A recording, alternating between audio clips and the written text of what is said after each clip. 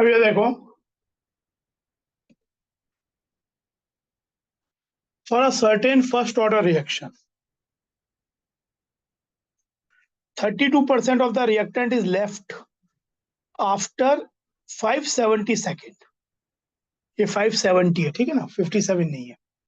The rate constant of this reaction is, तो हमें मालूम है कि के जो होता है फर्स्ट ऑर्डर रिएक्शन का, अगर कोई रिएक्शन ऐसी है ए से बी, तो that is 2.303 by t log A not by A T.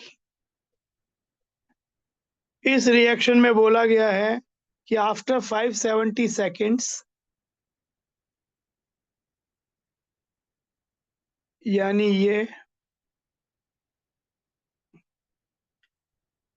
और ये हो जाएगा log 32% of the reactant left, मतलब अगर 100 मेरे पास इनिशियली है तो 80 हो गया 32।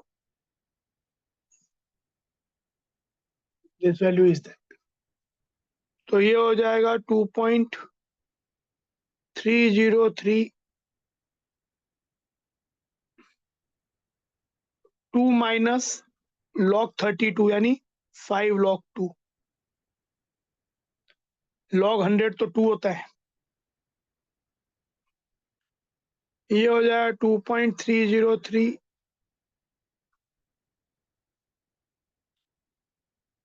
2 माइनस 5 इंटू 0.301।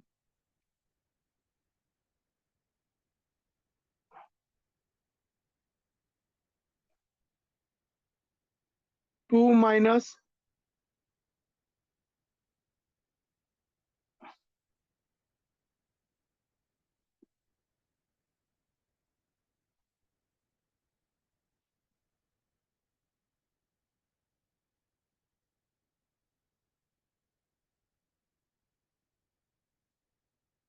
ये चीज, इसको जब हम सॉल्व करें, इसको लेकर हमें हमें चाहिए 10⁻³ के फॉर्म में। तो इसे 2.303 इंटू 1495 बाई 570 इंटू 10⁻³।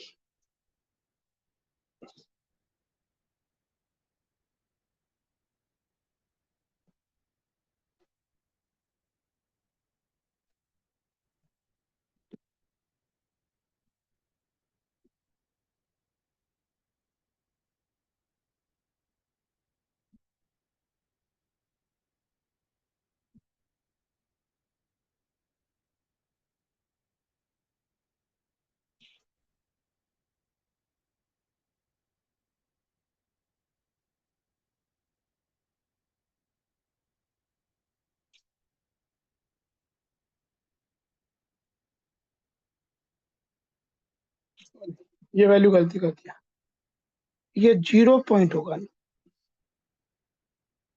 ये 2 माइनस ये 0 पॉइंट, तो ये हो जाएगा 495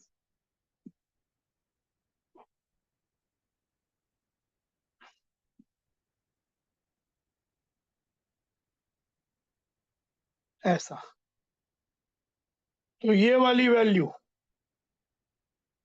जब हम सॉल्व करेंगे तो ये नियरली 2 आ जाता है, 2 पॉइंट समथिंग इंटू 10⁻³ हमें दिया हुआ है दिस ऐसा एक्सप्रेशन, यानी हमारा नियरेस्ट इंटीजर आंसर हो जाएगा 2।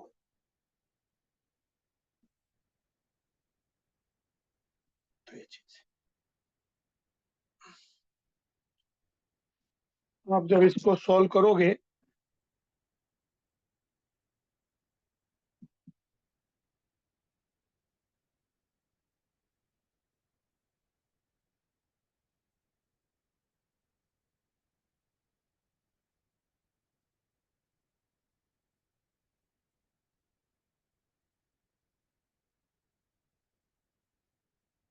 एक्चुअली ये आता है 99 इट कम्स। तो ये नियरेस्ट इंटीजर 2 हो गया।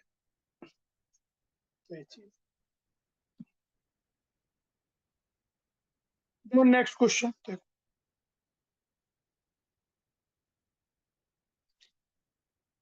2NO plus Cl2 2NOCl एक रिएक्शन है जिसको -10 डिग्री सेल्सियस पे स्टडी किया गया।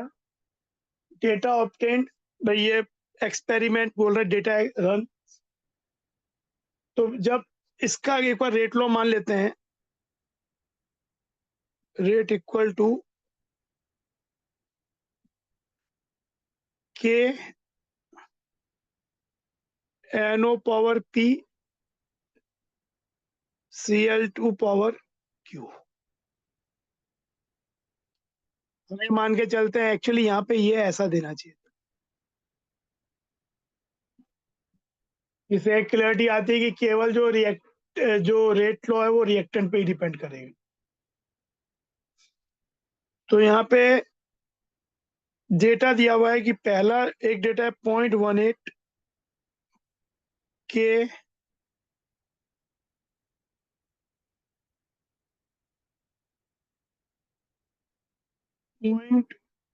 .35 के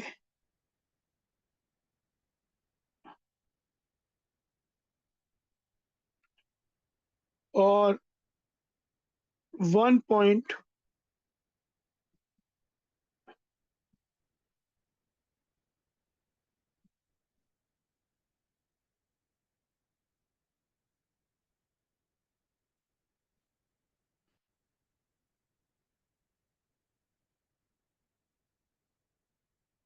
अगर हम 3/2 करें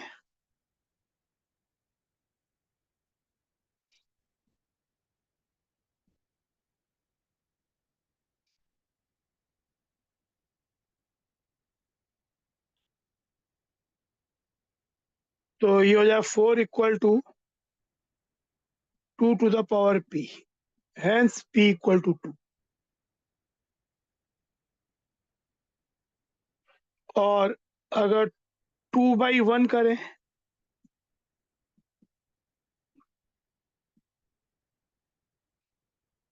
तो 0.35 0.18 it will be 2 to the power Q। ये नियरली 2 होगा, hence Q equal to almost 1। तो इसका ऑर्डर 2 हो गया, इसका 1 हो गया, टोटल ऑर्डर ओवरऑल ऑर्डर पूछा गया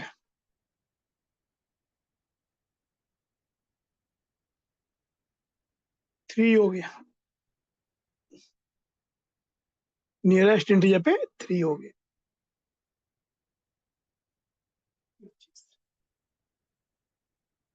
ये देखो,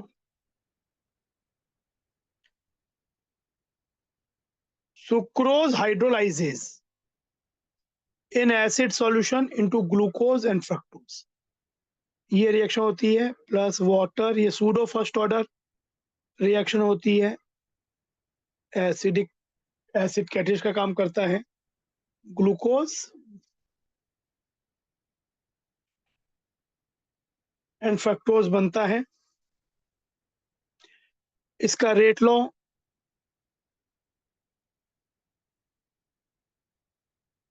आपका के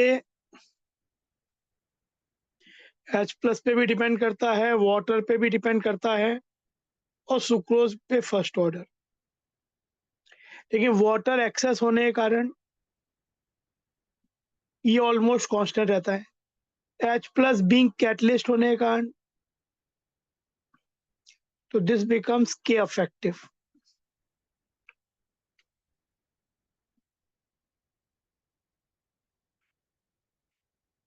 तो अल्टीमेटली अफेक्टिव जो ऑर्डर है वो इसका हो जाता है, तो इसलिए सूडो फर्स्ट ऑर्डर रिएक्शन। अब क्वेश्चन को देखते हैं। हाफ लाइफ इसका दिया हुआ है, यानी जब ये फर्स्ट ऑर्डर है तो क्या हो जाएगा, इसका K 2.303 by T log A0 by AT, this ये रिलेशन लगेगा। अब दिया हुआ है कि इसका हाफ लाइफ 3.33 आवर है, तो फर्स्ट ऑर्डर का हाफ लाइफ अगर मालूम है तो K होता है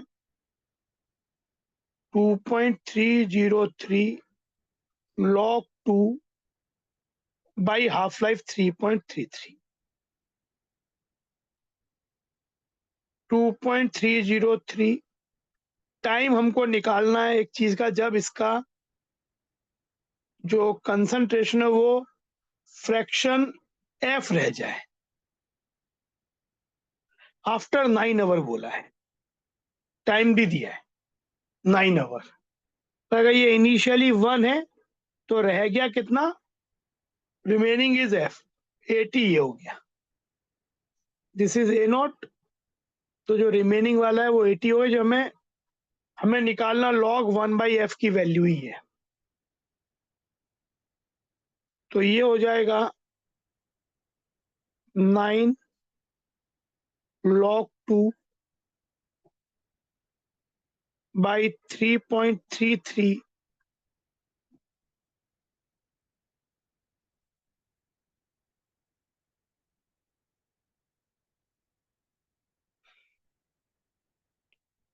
3.33 को हम ऑलमोस्ट 10/3 लिख सकते हैं,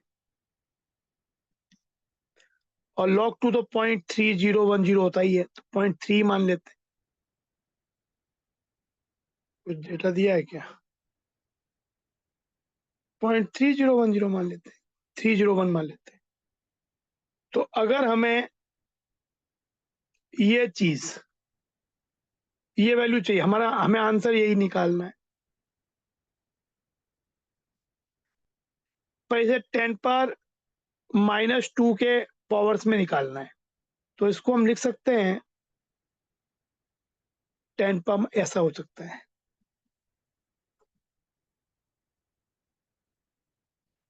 ये ऊपर चला गया और यहाँ पे 3.10⁻⁻1, तो ये वैल्यू क्या हो जाएगी, 27 इंटू 3.01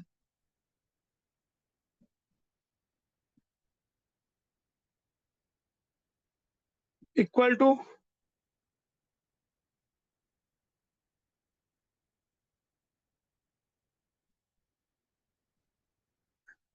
तो नियरेस्ट इंटीजर क्या हो गया, ये 81, जिस फॉर्मेट में चाहिए, तो ये आंसर हो गया, this is your answer, answer is 81।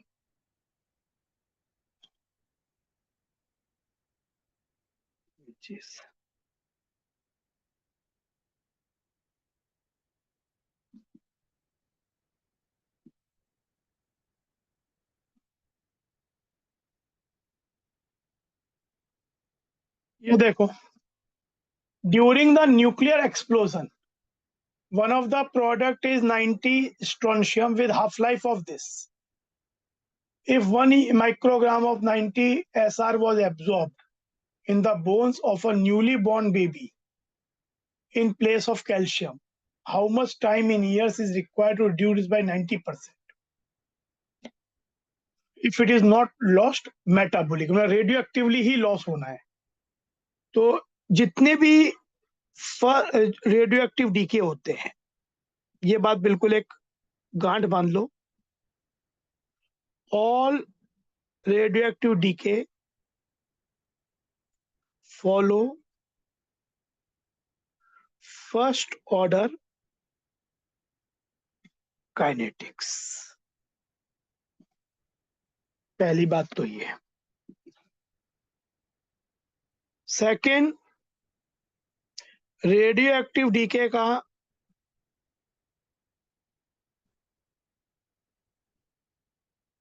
Decay constant जो होता है लैम्डा डज नॉट चेंज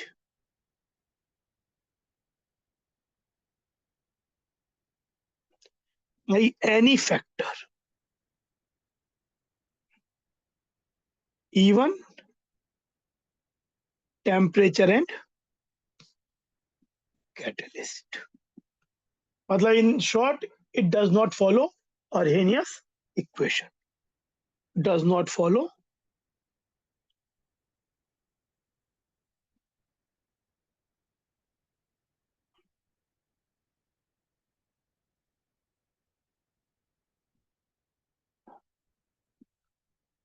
बस यहाँ पे होता है क्या, जैसे हम लोग ये लिखते हैं, यहाँ पे कंसंट्रेशन की जगह एक्चुअली नंबर ऑफ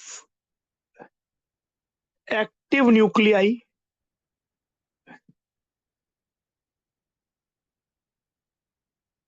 अवेलेबल उस समय जो भी है वो। तो होता क्या, जब रेशियो का टर्म बना है, जैसे यहाँ पे भी हम इसके लिए यूज कर सकते हैं कि lambda equal to 2.303 by t log N naught number of nuclei by N t. तो नंबर ऑफ न्यूक्लियाई भी क्या होता है, नंबर ऑफ एटम्स के प्रोपोर्शन होता है, और नंबर ऑफ एटम्स मोल्स के प्रोपोर्शन होता है। तो अल्टीमेटली यहाँ पे भी हम कंसंट्रेशन है या मास है, एक ही चीज की बात हो रही है। तो जैसे आपके पास यहाँ 1, इसकी जगह हम मोल्स भी यूज कर सकते हैं, और क्योंकि सेम स्पीसीज की बात हो रही है तो उसकी जगह उसका मास भी यूज कर सकते हैं। मोल्स में हम जब मास करेंगे तो क्या हो जाएगा, मोल्स इक्वल टू हो जाएगा या मोल्स की जगह लिख सकते हैं इसका मोलर मास इनटू मोल्स, तो वेट हो जाएगा। या वेट दिया है तो वेट क्या होगा, मोल्स इनटू मोलर मास। तो यानी जो रेशियो वेट का होगा भाई मोल्स का भी होगा, क्योंकि चीज तो दोनों सेम ही है, सेम सब्सटेंस की बात हो रही है। तो अब ये देखो,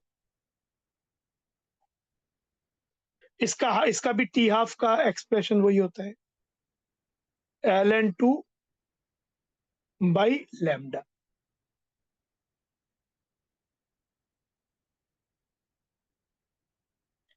अब ये बोला हमें टी निकालना है 2.303, लैम्डा की वैल्यू हो जाएगी, हाफ लाइफ कितना दिया है, हाफ लाइफ का इतना दिया ईयर्स में, तो हमारा लैम्डा हो जाएगा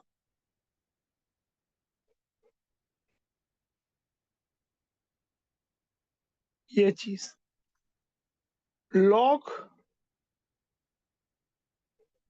हमें मास को रिड्यूस करना है बाई 90%, यानी 10% पे लाना है, पर वो मोल के टर्म जगह हमारे पास 100 है इनिशियली, तो 10 पे लाना है, या 1 माइक्रोग्राम है तो उसको हमें 0.1 उसका 10% बचना चाहिए। तो ये रेशियो में 100/10 ही हो गया। तो ये आपकी वैल्यू हो जाएगी t equal to 6.93 by log 2।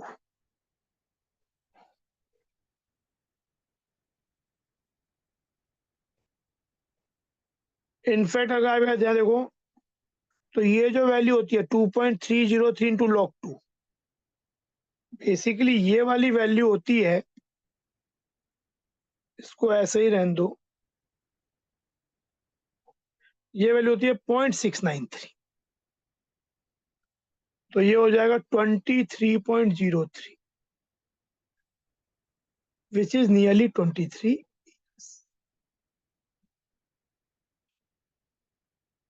Integer. तो आंसर 23 हो जाएगा इसका।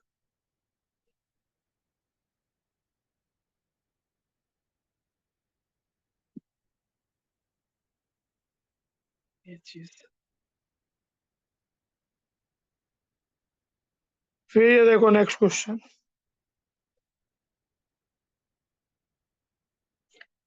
Gaseous cyclobutene isomerizes to butadiene in a first order process, जिसका K का वैल्यू इतना है। इस साइक्लोब्यूटीन है getting isomerized to butadiene, let's say ये हो गया।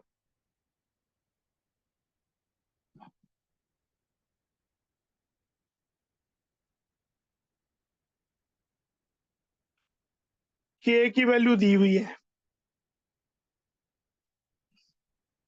टेम्परेचर दिया हुआ है, time in minutes it takes for the isomerization to proceed 40% to, मतलब 40% प्रोसीड 40% टू कंप्लीशन, यानी 40% कंप्लीट हो गया तो रह कितना गया 60 टी टाइम पे। तो हमें टाइम चाहिए एक्चुअली, तो टी इक्वल टू 2.303 बाई के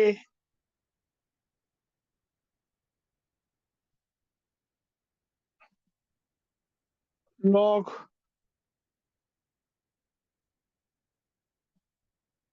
100/60,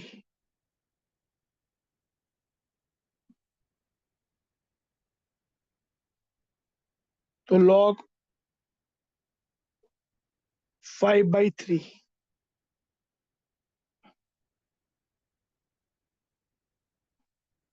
इंटू 10⁻⁴ हो जाएगा।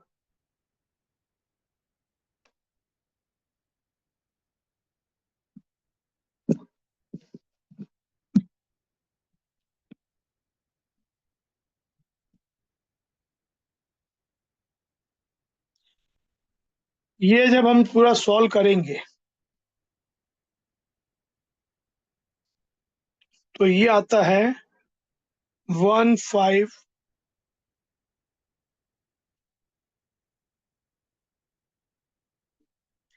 which is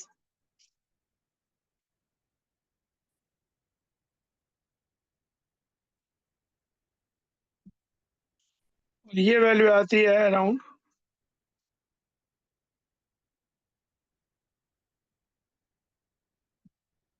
और नियरेस्ट इंटीजर 26।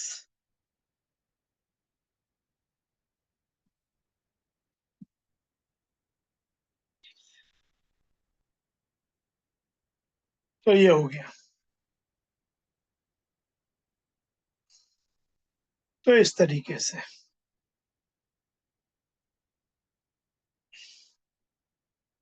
ये देखो,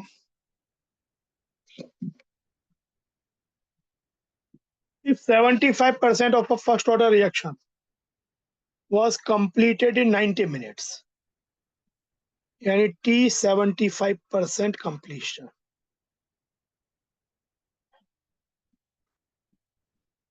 this is 90 minutes equal to 2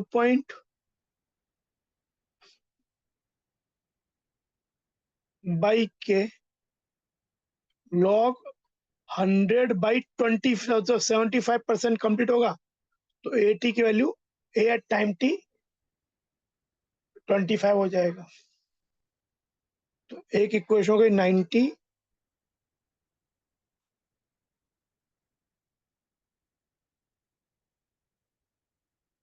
log 4।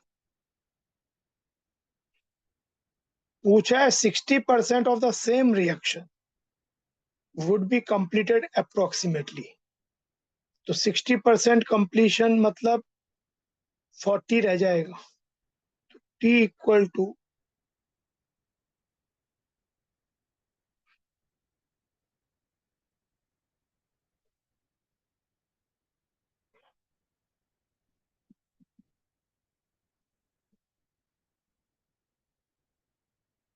log 2.5, हमें log 2 की वैल्यू और log 2.5 की वैल्यू दी हुई है, तो देखो ये क्या हो जाए t divided by 90 equal to log 2.5 by 2 log 2। तो log 2.5 है 0.4, log 2 दिया हुआ है 0.3, तो ये 2/3 हो गया। हेंस t इक्वल टू हो जाएगा 180/3, 60 मिनट्स।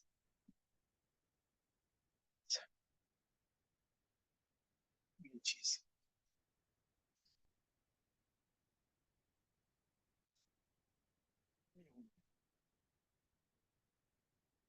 तो आसानी था।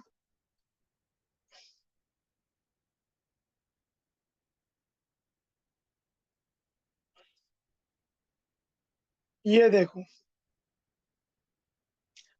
the rate constant of a reaction is measured at different temperatures and data are plotted in the given figure।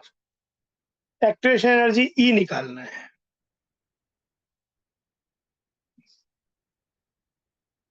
तो देखो, हमें मालूम है कि ये जो होता है ln k equal to ln a minus E/R, ऐसा एक्सप्रेशन होता है।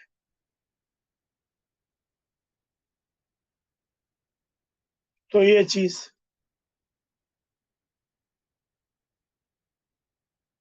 तो आपके पास ये जो वैल्यू है,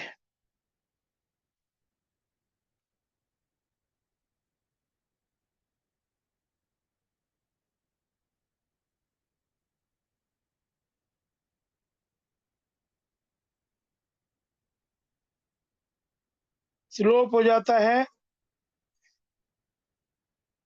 माइनस E/R, और यहाँ पे स्लोप की वैल्यू है -10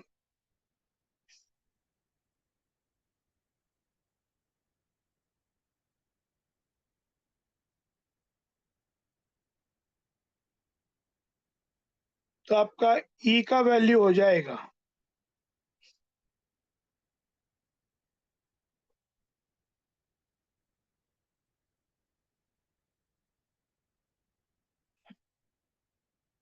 ये, तो ये आपका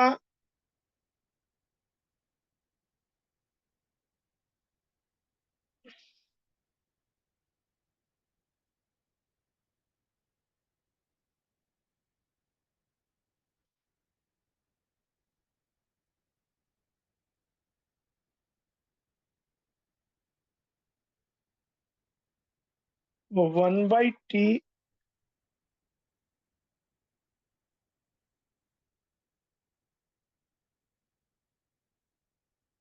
ये ऐसा होगा।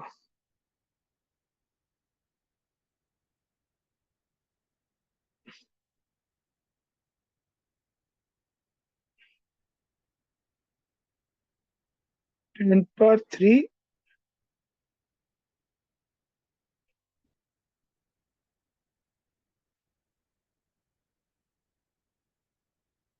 और नीचे 10 पर 3, और 10 पर 3 की जो वैल्यू है, ये आपको 5 दी हुई है। एक मिनट,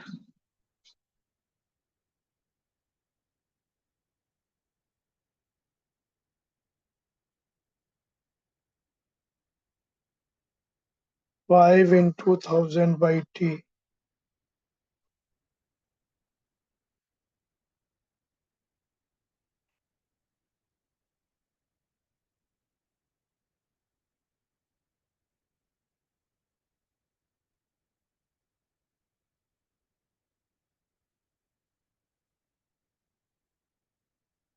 तो हमारा यहाँ वैल्यू हो जाएगा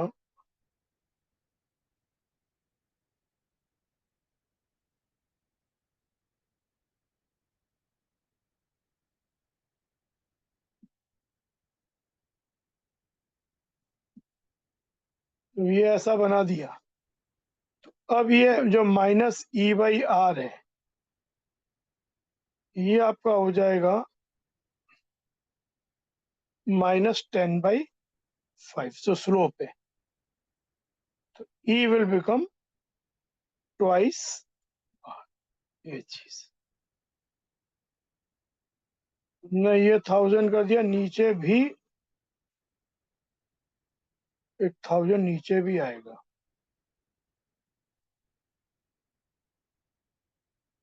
तो ये हो गया 2 × 10⁻³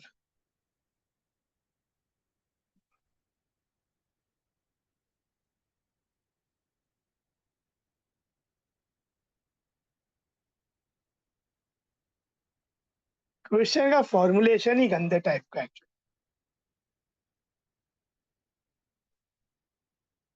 यहाँ पे ये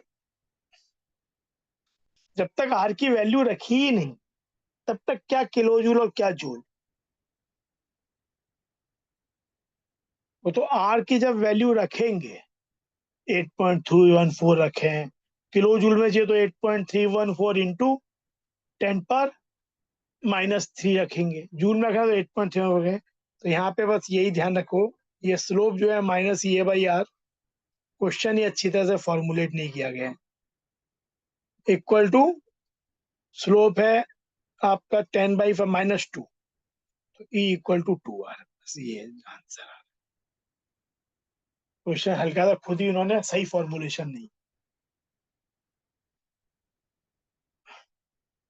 ये देखो, consider the following plots for rate constant versus 1/T for 4 different reactions. Which of the following orders is correct for the activation energy of these? ये देखो, log K, log A minus E by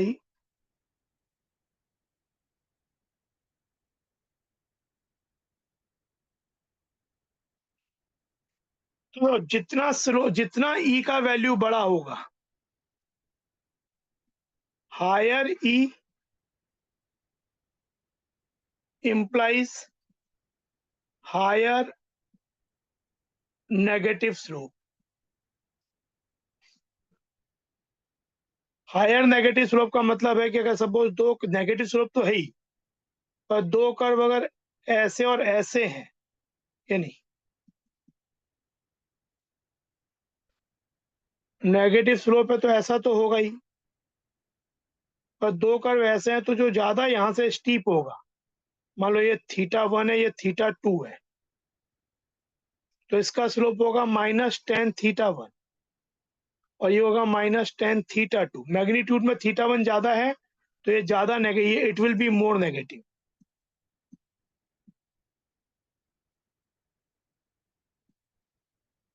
यानी यहाँ से जो जितना इस direction में जितना ज्यादा एंगल होगा 0 से 90 बीच में, उतना ज्यादा नेगेटिव स्लोप होगा। तो देखो, और जिसका नेगेटिव ज्यादा है उसका एक्टिवेशन एनर्जी ज्यादा है यहाँ पे, ये तुमने बोला ही। तो देखो यहाँ पे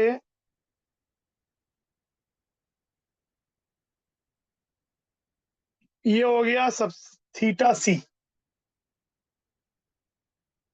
फिर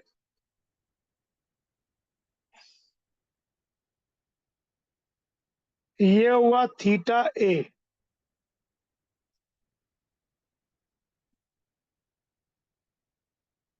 θd, और ये हो गया θc। θc नहीं, θb, ये θb हो गया। तो सबसे ज्यादा एंगल ये वाला है θc का, तो EC should be greater than EA